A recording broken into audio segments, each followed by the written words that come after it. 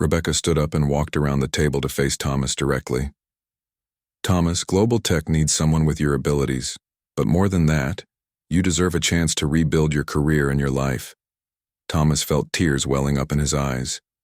After 3 years of cleaning offices and believing his professional life was over, he was being offered a position that was better than anything he'd had before. What about my past? What happens when people find out about the scandal? Then, we tell the truth, Rebecca said firmly, that global tech hired one of the most talented international business experts in the world. A man who was wrongfully accused of a crime he didn't commit, and who has rebuilt his career through determination and skill. Michael leaned forward. Thomas, what you did this weekend was incredible. You didn't just save one deal. You showed us a completely new way to approach international partnerships. Linda nodded in agreement. I've been doing international business for 15 years, and I learned more from watching you on that call than I learned in my last 5 years of training. Thomas looked around the room at these successful executives who were now looking at him with respect and admiration. 3 days ago, he had been invisible to them, just the man who cleaned their offices. Now they were offering him a position that would make him one of the most powerful people in the company. I accept, Thomas said quietly, then louder. I accept your offer. Rebecca smiled broadly.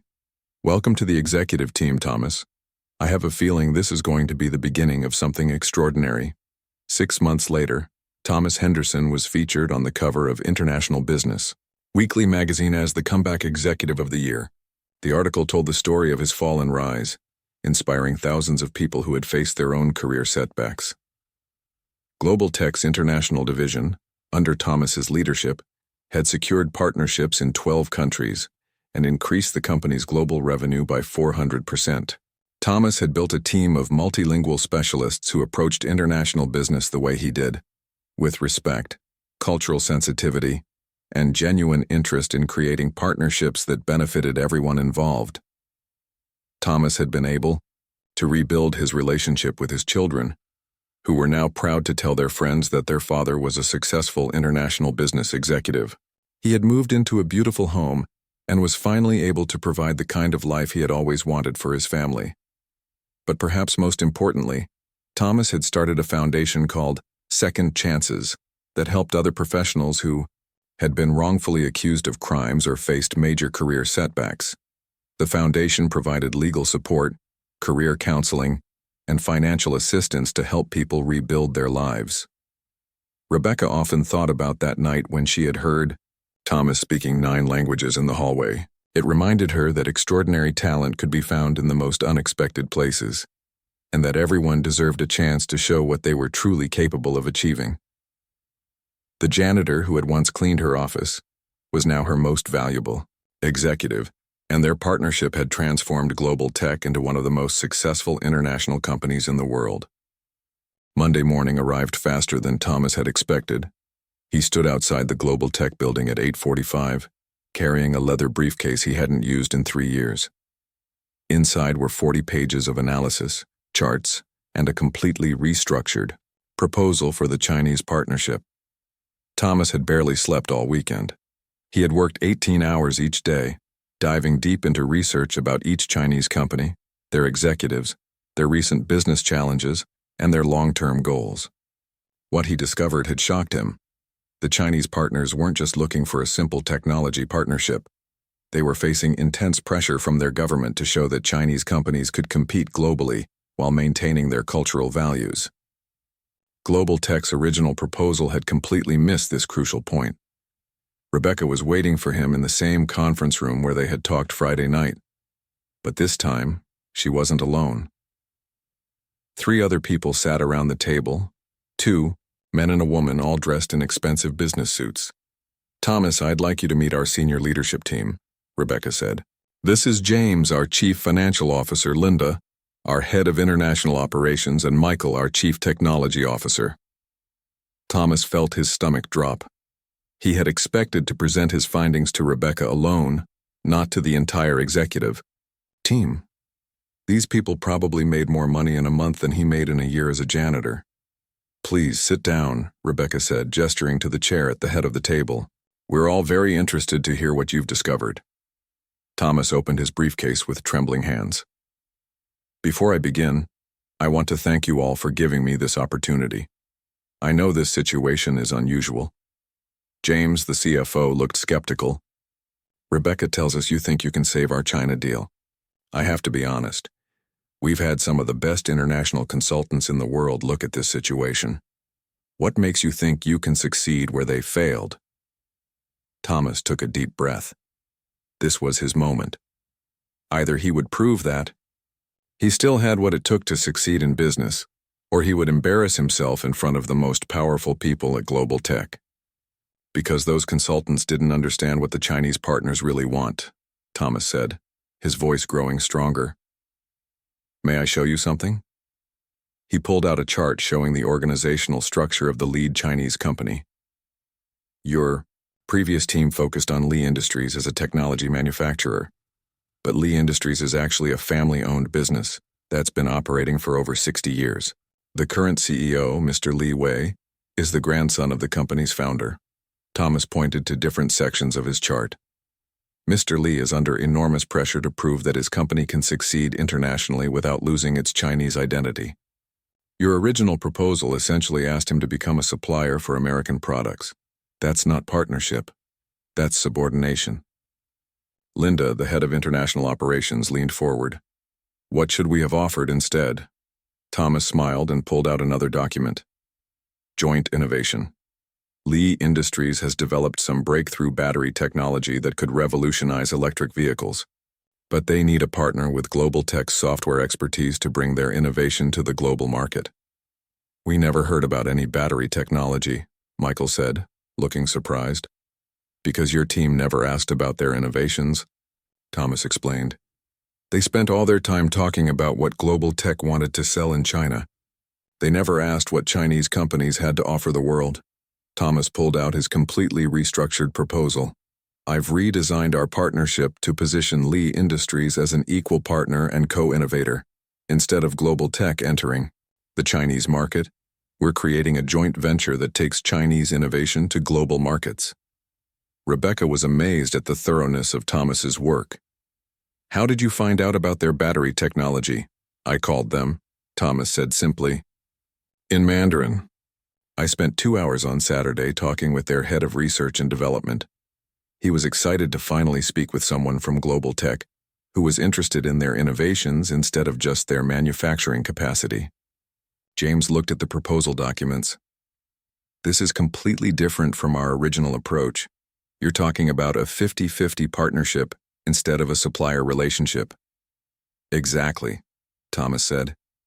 And that's why it will work. Mr. Li can present this to his board and his government as proof that Chinese companies are becoming equal partners with American firms, not just cheap manufacturers. Thomas pulled out his phone. In fact, I have a conference call scheduled with Mr. Li in 10 minutes. He's eager to discuss the new proposal with Global Tech's leadership team. The room went silent. Rebecca stared at Thomas in amazement. You already contacted them? I sent them the new proposal on Sunday morning, Beijing time. Mr. Li called me back within 4 hours. He said it was the first proposal from an American company that truly understood what Chinese businesses need to succeed globally. Linda looked at her watch. We have 10 minutes to prepare for an international call that could save our biggest deal of the year? Thomas nodded calmly. Mr. Li speaks excellent English, but I recommend that you let me handle the cultural aspects of the conversation. There are certain protocols we need to follow to show proper respect. Rebecca felt her heart racing. This was either going to be the biggest success or the most spectacular failure in global tech's history. The conference phone rang exactly on time. Thomas answered in perfect Mandarin, speaking for about 30 seconds before switching to English. Mr. Li, I have the pleasure of introducing you to Rebecca Williams, the CEO of Global Tech, and her senior leadership team. What followed was the most productive international business call Rebecca had ever experienced. Thomas seamlessly translated not just language, but cultural nuances, helping both sides understand each other's perspectives and goals. Mr. Li explained that his company had been frustrated by previous American partners who saw China only as a source of cheap labor. He was excited by Global Tech's new approach that recognized Chinese innovation and expertise. By the end of the 45-minute call, they had agreed to a framework for a joint venture worth $800 million, $200 million more than the original deal. After the call ended, the conference room was completely quiet. Finally, James broke the silence. In 20 years of international business, I've never seen anything like that. Thomas, you just saved our company's biggest expansion plan. Rebecca looked at Thomas with admiration and something else, recognition of extraordinary talent that had been hidden right under their noses. Thomas, I have a proposition for you, Rebecca said. I want to offer you the position of Vice President of International Business Development. Your starting salary would be $400,000 plus stock options plus a bonus structure based on the deals you bring in. Thomas stared at her in shock. $400,000? That's just the beginning, Rebecca continued. I want you to build your own team of international specialists. You'd have a budget of $10 million to hire the best people and open offices in key markets around the world. Thomas was quiet for a long moment. When he spoke, his voice was barely a whisper. Rebecca, I haven't told you everything about my background. If the media finds out about the fraud case, it could damage Global Tech's reputation. Are you sure you want to take that risk? Rebecca had been preparing for this moment all weekend. Thomas, I did my own research about your case. I know exactly what happened with your former partner. I also know that you were completely cleared of any wrongdoing. She pulled out a folder of her own. I've spoken with 3 former clients who still trust you completely. I've read the FBI report that cleared you of all charges, and I've seen what you accomplished in one weekend that our expensive consultants couldn't do in 18 months. She turned back to Thomas. That's exactly what we need in our international partnerships. Someone who understands that business isn't just about making money. It's about building relationships and helping people achieve their goals. Thomas closed the folder and stood up. All right, Ms. Williams, I'll do it. I'll spend the weekend analyzing your China situation and put together recommendations for saving the deal. And Thomas, Rebecca added, don't just tell me what went wrong. I want you to create a complete strategy for how Global Tech should approach international partnerships going forward. Think of this as your chance to show me what you're really capable of. Thomas nodded, and for the first time in years, Rebecca could see confidence returning to his eyes. I won't let you down. No, you won't, Rebecca said. Meet me here Monday morning at 9. Bring your analysis and your recommendations, and be prepared to present them like you're pitching to the board of directors. As Thomas gathered the files and prepared to leave, Rebecca had one more question.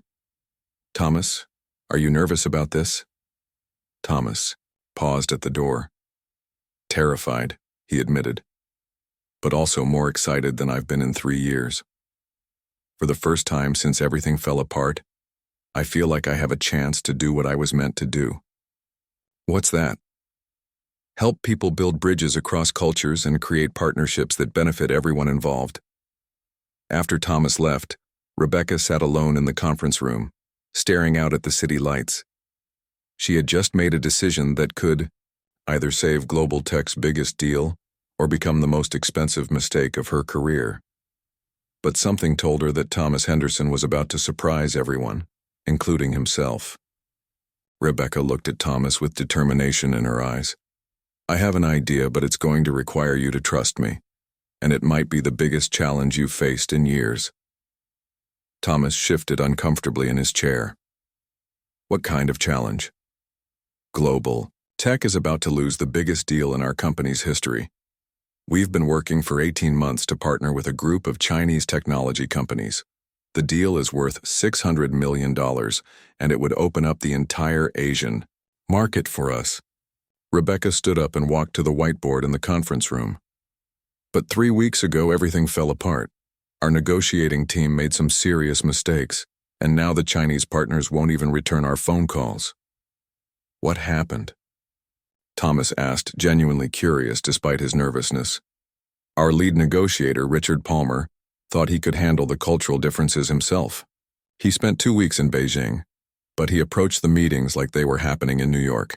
He interrupted the Chinese executives during presentations, pushed for quick decisions, and worst of all, he criticized their proposal in front of their entire team. Thomas winced. In Chinese business culture, that's like slapping someone in public. Exactly, Rebecca said, turning back to face him. Richard came back convinced that the Chinese partners were being unreasonable and difficult. But I suspect the real problem is that we completely misunderstood how to work with them. Thomas nodded slowly. Chinese business relationships are built on respect, patience, and saving face. If your negotiator embarrassed them in front of their colleagues, they probably feel like they can't work with global tech without losing their own credibility. Rebecca felt a surge of excitement. This was exactly the kind of insight her company had been missing. Thomas, I want you to analyze this situation and tell me if there's any way to save this deal. Me? Thomas looked shocked. Ms. Williams, I'm a janitor. I can't represent your company in international business negotiations. Not as a janitor, Rebecca said firmly. I want to hire you as a consultant. I'll give you access to all our files, all our research, everything our team has put together about this deal. I want you to spend the weekend studying the situation and come back Monday with your recommendations. Thomas was quiet for a long moment. And if I can't fix it? If the damage is already done? Then we'll be no worse off than we are now. But, Thomas, based on what I've seen tonight, I think you might be our only hope of saving this partnership. Rebecca walked back to her desk and pulled out a thick folder. This contains everything we know about the Chinese companies we were trying to partner with. Financial reports, market analysis, profiles of their executives, transcripts of all our meetings. Take it home and study it. Thomas took the folder with shaking hands. You're really serious about this. Dead serious. I'm also going to pay you for your time. This is a consulting job, not charity. If you can help us save this deal, you'll earn more in one weekend than you make in 6 months of cleaning. Thomas opened the folder and began scanning the documents. Even from a quick glance, Rebecca could see his mind working, processing information in ways that her regular team never could. I can see several problems just from these first few pages, Thomas said quietly. Your team focused entirely on the financial benefits for global tech, but they didn't address what the Chinese partners would gain beyond money. What else would they want? Rebecca asked. Respect, recognition, and long-term partnership that makes them look good to their own stakeholders. Chinese business culture values relationships that bring honor to both parties. Your proposal reads like you're just looking for cheap manufacturing and access to their market. Rebecca sat down, fascinated by Thomas's analysis. What would you do differently? First, I'd completely restructure the proposal to show how this partnership would enhance their reputation and technological capabilities. Second, I'd arrange for your CEO, you, to make a personal apology for the cultural misunderstandings. An apology? Rebecca was surprised. In Chinese culture, acknowledging mistakes shows strength and wisdom, not weakness. A sincere apology from the company's leader would demonstrate that global tech respects them enough to take responsibility for the problems. Thomas was getting more animated as he spoke, and Rebecca could see the brilliant businessman he used to be emerging from, behind the tired janitor facade. But here's the key, Thomas continued. The apology can't be done over email or even a video call. It needs to be in person, in China, following proper protocol. And it needs to be accompanied by a completely new proposal that addresses their real interests, not just their financial needs. Rebecca was amazed at how quickly Thomas had identified solutions that her expensive consulting team had missed completely. How long would it take you to put together a new proposal? Give me the weekend. I'll need to research each of the Chinese companies individually, understand their current challenges and goals, and figure out how global tech can help them achieve what they really want. What about the language barrier? All our communications have been through translators. Thomas smiled for the first time that night. That won't be a problem. I spent 2 years living in Shanghai early in my career. I understand not just the language, but the business culture, the proper etiquette, and the way they make decisions. Rebecca felt a growing sense of excitement. Thomas, what if this works? What if you can save this deal? Thomas's expression became serious again.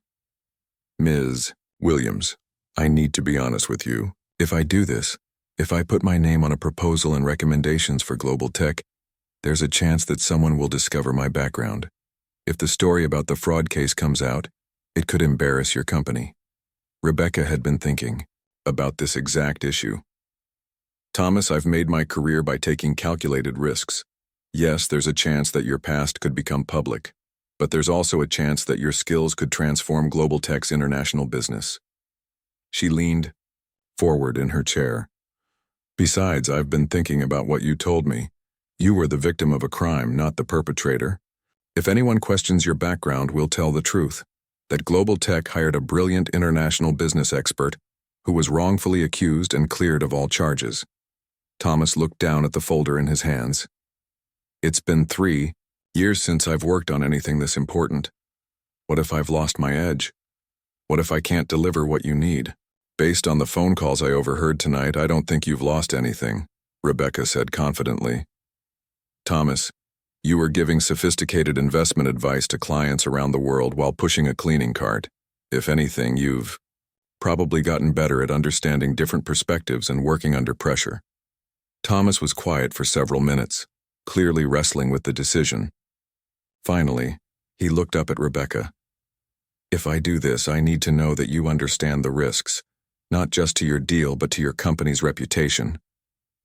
I understand the risks, Rebecca said firmly, but I also understand the opportunity. Thomas, global tech has been trying to expand internationally for 5 years. We've spent millions on consultants and market research, but we keep making the same mistakes. We need someone who truly understands how business works in different cultures. Rebecca stood up and walked to the window overlooking the city. You know what convinced me tonight? It wasn't just that you speak 9 languages or that you know about international finance. It was the respect you showed to each person you talked to on the phone. Even though I couldn't understand most of the conversations, I could hear in your voice that you cared about helping them. And you do this all in different languages. My clients are international. I have a former colleague in Japan who asks for advice about American technology stocks. A family friend in Germany needs help understanding South American markets. A businessman in Dubai wants to know about European real estate trends. Thomas sat back down. I charge much less than I used to, and I'm very selective about who I work with. These are people who have known me for years, who understand what really happened with Robert and the stolen money. Rebecca was amazed by the story, but she had more questions. Thomas, with your skills and experience, haven't you tried to rebuild your career? Maybe start over somewhere else? Thomas shook his head sadly. The internet never forgets. Every time I apply for a professional job, the first thing that comes up in a search of my name are articles about the Henderson and Chen fraud case. Even though I was cleared of wrongdoing, most employers don't want to take the risk. What about your family? Do you still see your children? Thomas's expression became even more pained. I talk to David and Lisa once a week on the phone. They're good kids. David is 16 now and Lisa is 14.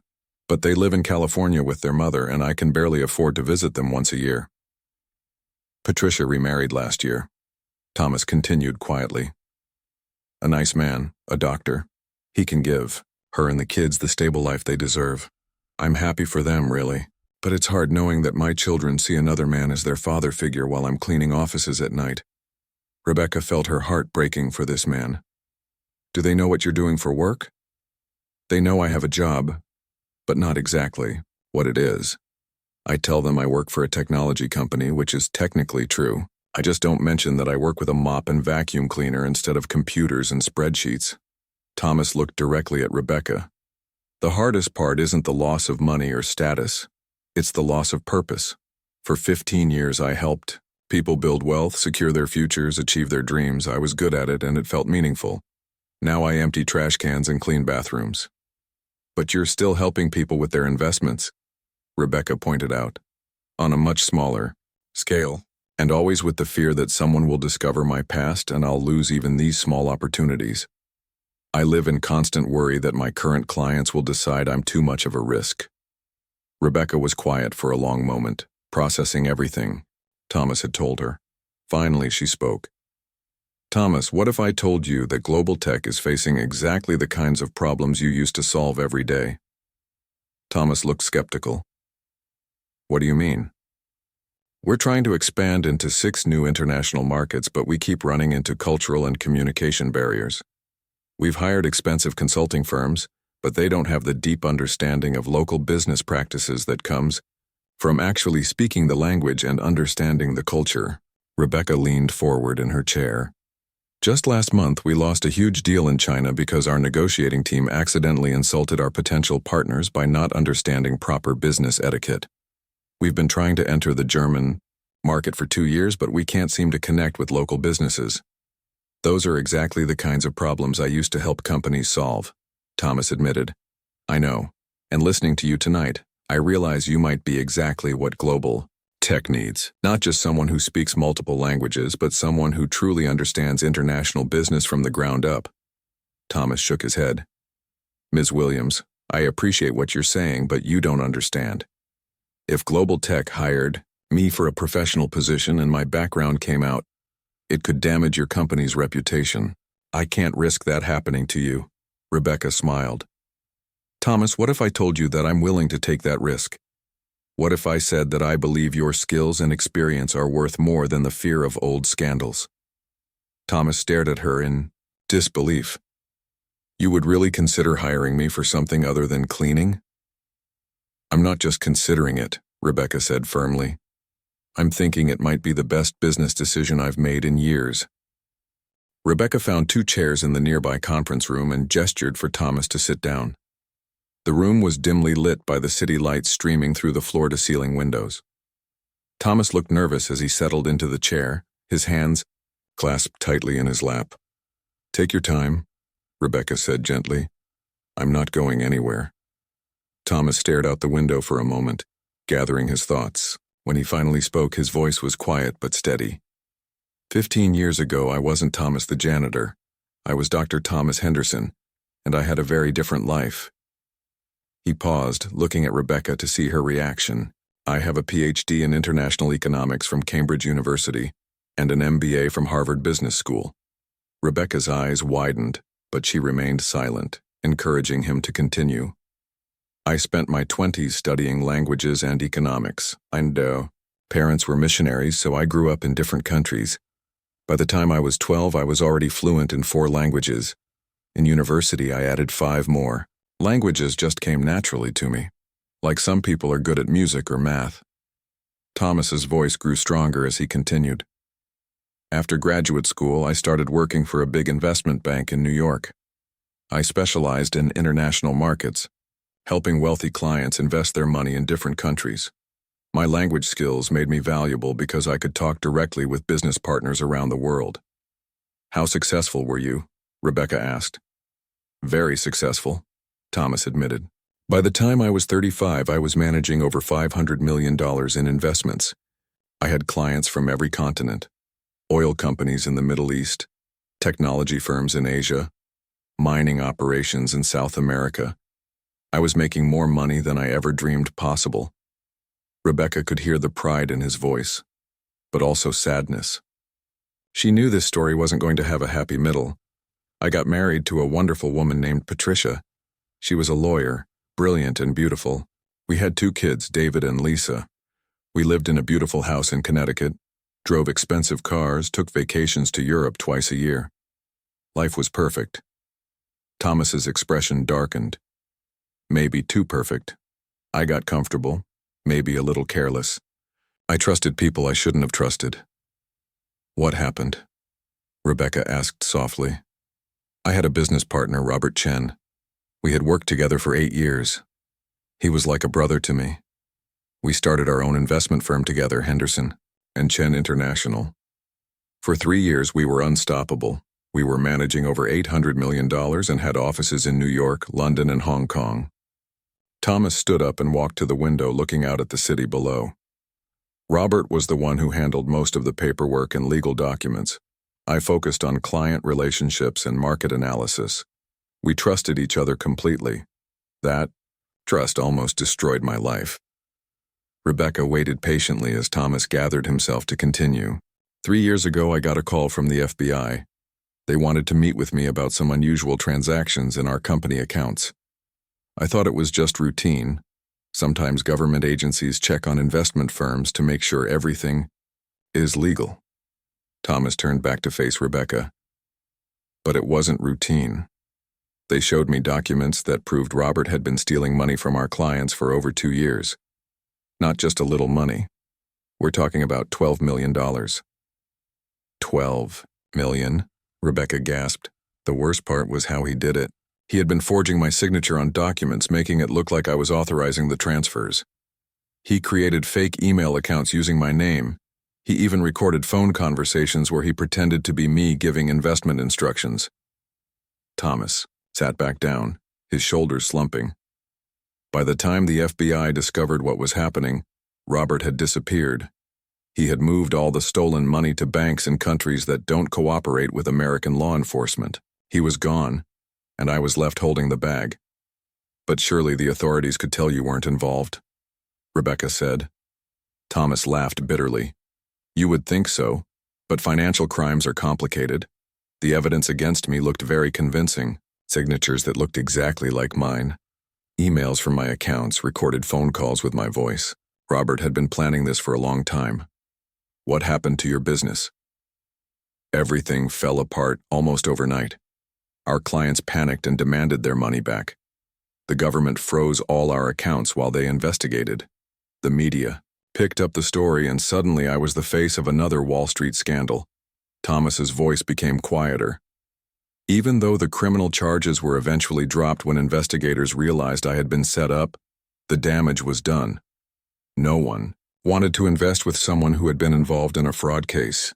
Even as a victim, Rebecca could see the pain in Thomas's eyes as he continued. My wife Patricia couldn't handle the stress and the public embarrassment. Our friends stopped calling. The kids were getting teased at school.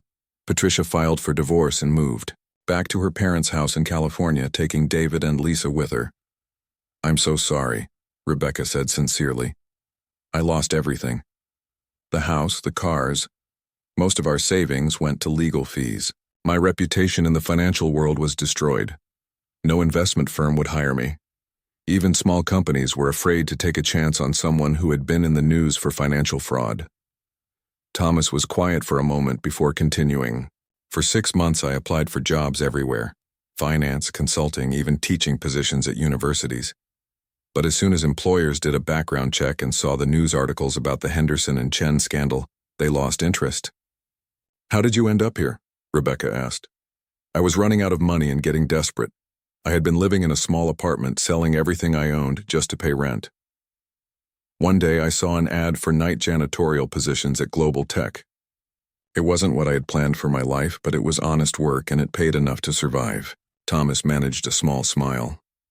The irony is that the night shift turned out to be perfect for my situation. During the day, I was just another guy looking for work and getting rejected. But at night, while I was cleaning offices, the business world in other time zones was wide awake. So you started taking clients again? Not exactly. At first, it was just a few old friends who still trusted me. They knew I hadn't been involved in Robert's scheme. They started asking for advice about their investments, just casual conversations. Gradually, word spread through personal networks. Thomas began pacing again as he explained. I'm very careful about how I operate now. I don't manage anyone's money directly. I learned that lesson. I just provide advice and analysis. I help people understand market trends, suggest investment strategies, explain economic conditions in different countries. The clock on the wall showed 11:47 p.m. as Rebecca Williams walked through the quiet halls of Global Tech Industries. The building was almost empty now, with only the night security team and cleaning crew still working. Rebecca was the CEO of one of the biggest tech companies in the world, worth over $3 billion. But tonight, she had stayed late to finish preparing for tomorrow's board meeting. Rebecca was known for being tough in business. She had built her company from nothing, starting in a small garage just 15 years ago. Now Global Tech had offices in 12 countries and employed over 50,000 people, but with great success came great responsibility. and Rebecca often found herself working until midnight. As she walked toward her corner office on the 42nd floor, she heard someone talking on the phone in the hallway. At first, she didn't pay much attention. The cleaning crew often took personal calls during their shifts, and Rebecca had always been understanding about that. People had families and lives outside of work. But something made her stop and listen more carefully. The voice belonged to Thomas, the janitor who had been cleaning her floor for the past 6 years. He was a quiet man in his early 50s who always did his job well and never caused any problems. Rebecca had exchanged pleasantries with him over the years, but they had never had a real conversation. What caught her attention was not just that Thomas was on the phone, but what language he was speaking. It sounded like Chinese, but Rebecca wasn't sure. She spoke a little Mandarin herself from her business dealings, and this definitely sounded authentic. Rebecca quietly moved closer, trying not to make her high heels click on the marble floor. She positioned herself behind a pillar where she could listen without being seen. What she heard next made her jaw drop. Thomas was discussing what sounded like stock market investments, using terms like market volatility, portfolio diversification, and emerging market opportunities. But he was saying all of this in perfect Chinese. Rebecca could understand enough to know that this wasn't just casual conversation. This was serious business talk. The call ended, and immediately Thomas's phone rang again. This time he answered, in what sounded like Spanish. Rebecca had studied Spanish in college and could tell that his accent was perfect. He wasn't just speaking Spanish. He was speaking it like someone who had lived in a Spanish-speaking country for years. In Spanish, Thomas was discussing something about international trade agreements and currency exchange rates. He used complex financial terms that even Rebecca had to think about sometimes. This was definitely not the kind of conversation she would expect from someone whose job was to empty trash cans and mop floors. But Thomas wasn't done. Over the next 20 minutes, Rebecca listened in amazement as he took 6 more phone calls. Each call was in a different language, and each conversation was about sophisticated business matters.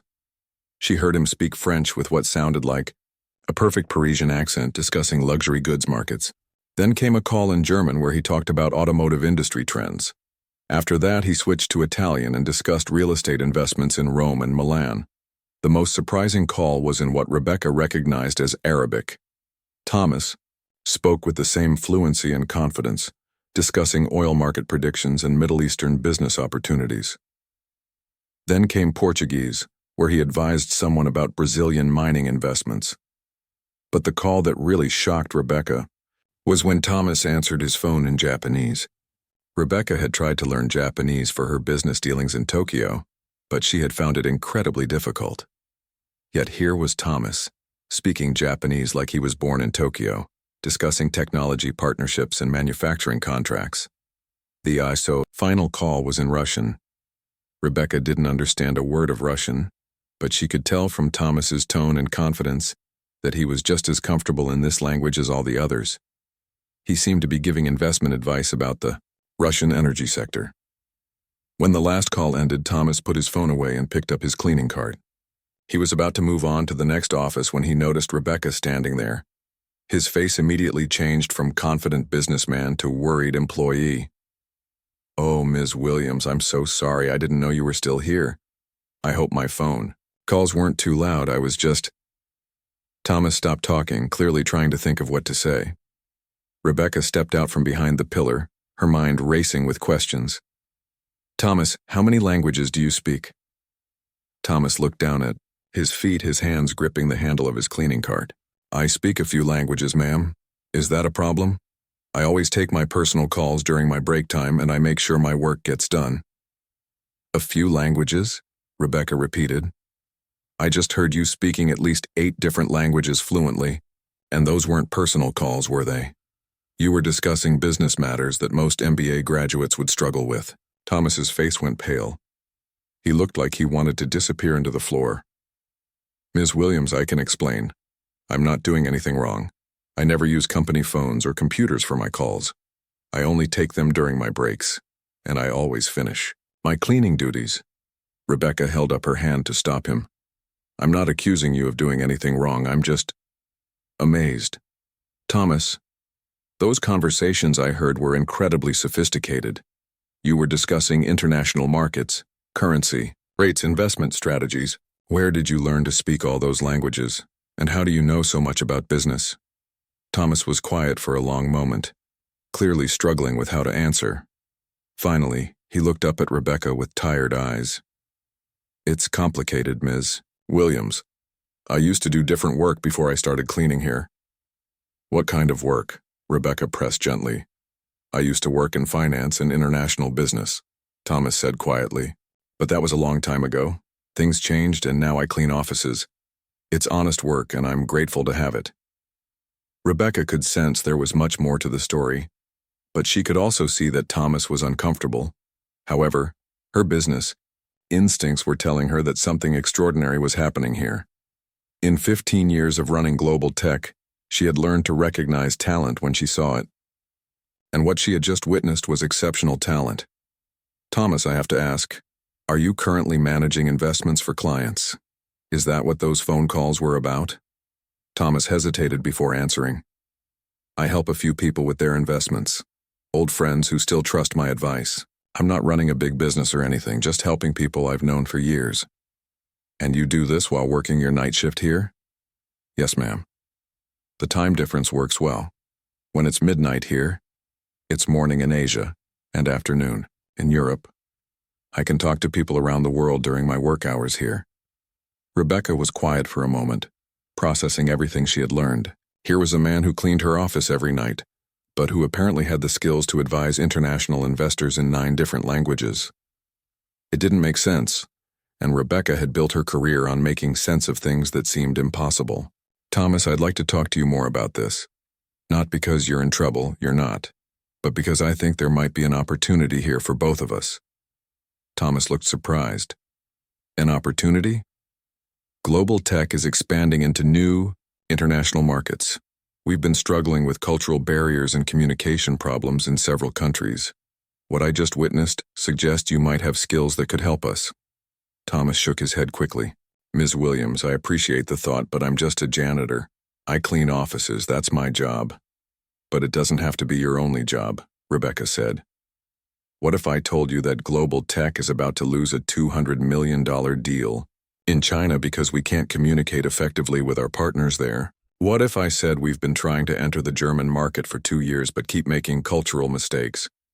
Would you be interested in helping us solve those problems? Thomas stared at her, clearly not believing what he was hearing. You're serious? Completely serious, but first I need to understand more about your background. Where did you learn all these languages? What kind of financial experience do you have? And why are you working as a janitor when you clearly have skills that most business consultants would envy? Thomas was quiet for a long moment, looking down at his cleaning cart.